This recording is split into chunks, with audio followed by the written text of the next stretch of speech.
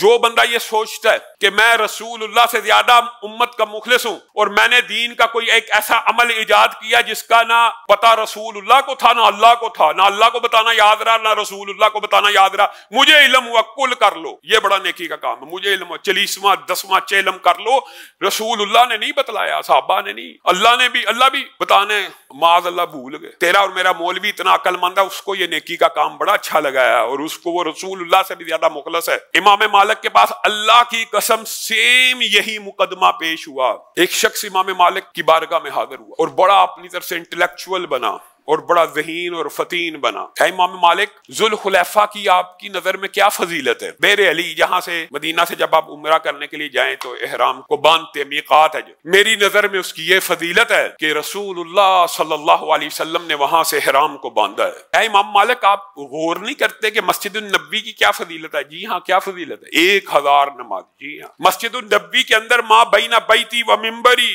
मेरे मिंबर और घर के दरमियान रौज़तुम मिन रियादिल जन्नत, जन्नत का एक बाग है। जी हाँ, मदीना में ताउन नहीं आएगा। जी हाँ, मदीना में दज्जाल नहीं आएगा। जी हाँ, ये मस्जिद आखिरी नबी की मस्जिद है, ये नबियों की बनाई हुई आखिरी मस्जिद है। फला फला फला फला फला।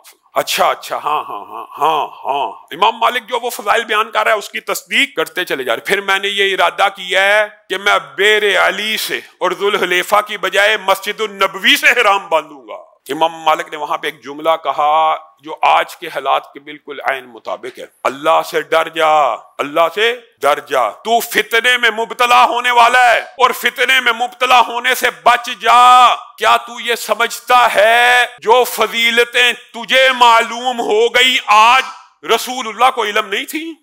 रसूलुल्लाह को नहीं था पता कि मस्जिद नबी में ये अज़ान नमाज? पता था ना, उन्होंने ही तो बतलाया रोजा तुम मेरे रियादिल जन्नत, उन्होंने तो ये सारी हदीस बताई, उनको पता था। जी हाँ, पता था। फिर उन्होंने हराम कहां से बांधा था? गोया जो नेक अमल दीन में इखलास नीयत से भी इजाद करता है वो रसूलुल्लाह सल्लल्लाहु अलैहि वसल्लम की ये तनकीद जरूर करता है कि रसूलुल्लाह या बताना भूल गए थे या रसूलुल्लाह को इल्म नहीं था।